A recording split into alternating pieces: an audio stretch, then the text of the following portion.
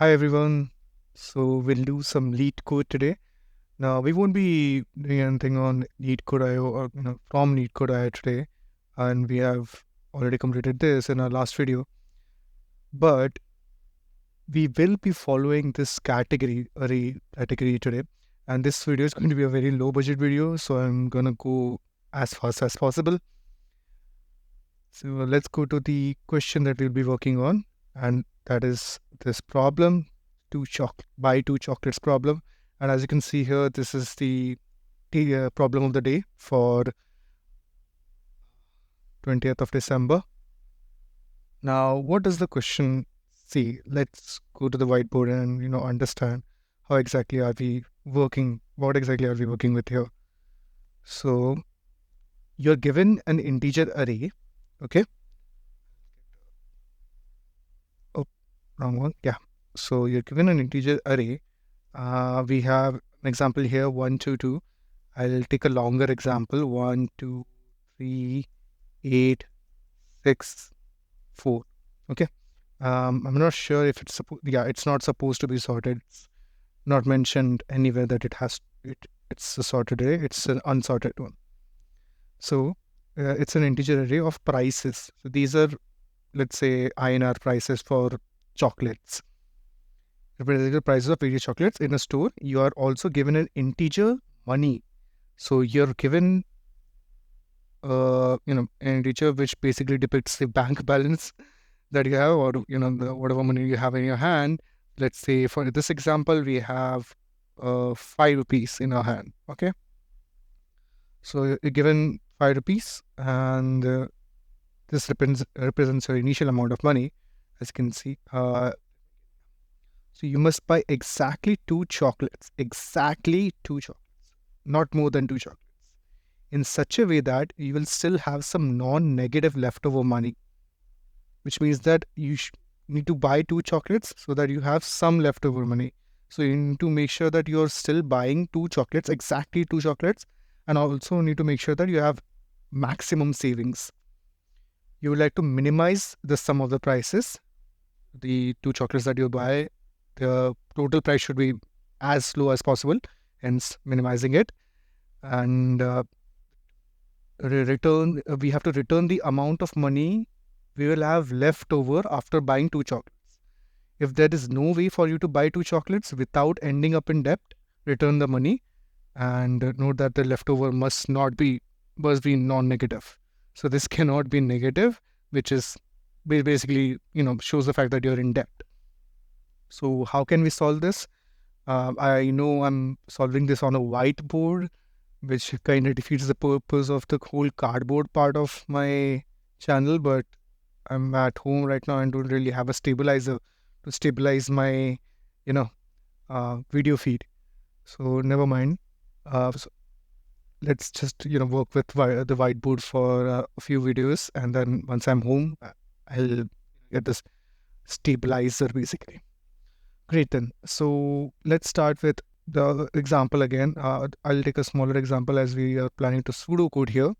1, 2, 2, and the money is 3. Taking this example here.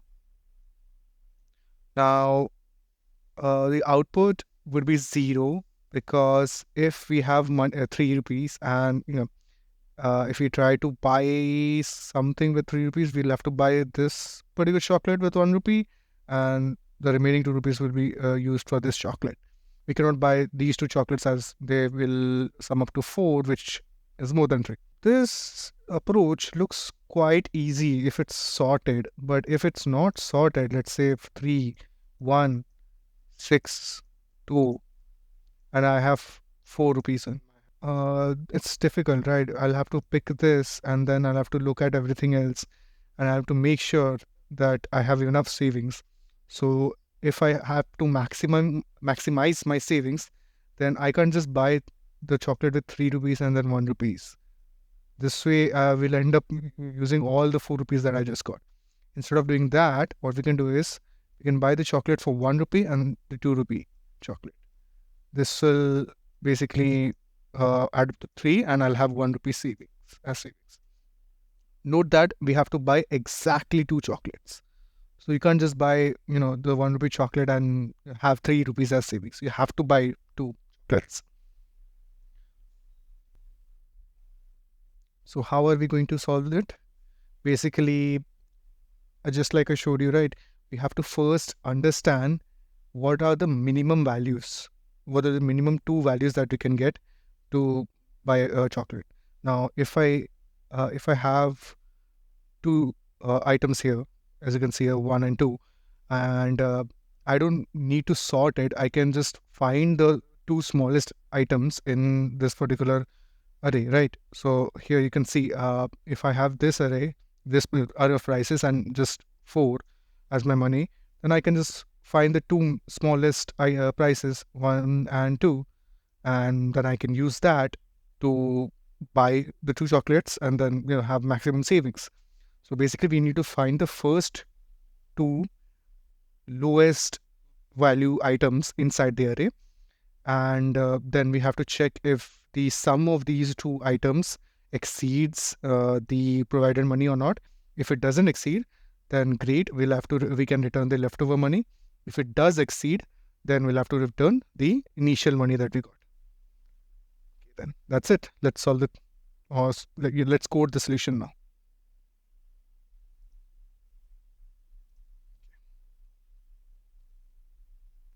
So I'll actually take 2 variables called min1 and min2. For now, I'll just equate them to 101. Why 101? Because if you see in the constraints, the value of money will be at max equal to 100. So I can just store the 101 in my minimum value. And then for every price in the prices list that I got, I will assign minimum 2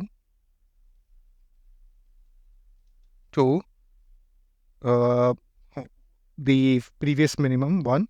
So basically, minimum 1 and minimum 2 are like a tuple. Sorry, I forgot the if condition basically.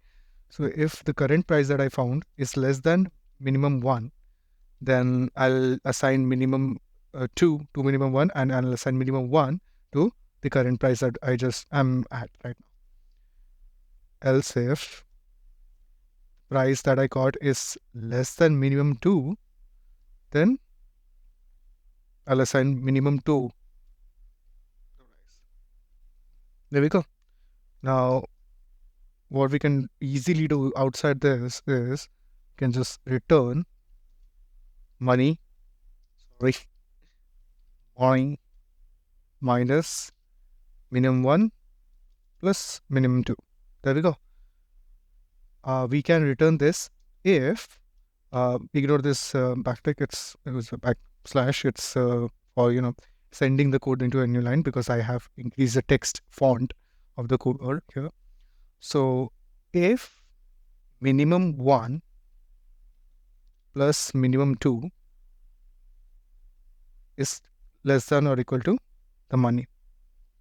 So what I'm doing here is I will return money minus minimum 1 plus minimum 2, which is like the leftover money or the savings, if the sum of the 2 prices, some of the 2 chocolates that I'm going to buy, their prices is less than or equal to the money that I got.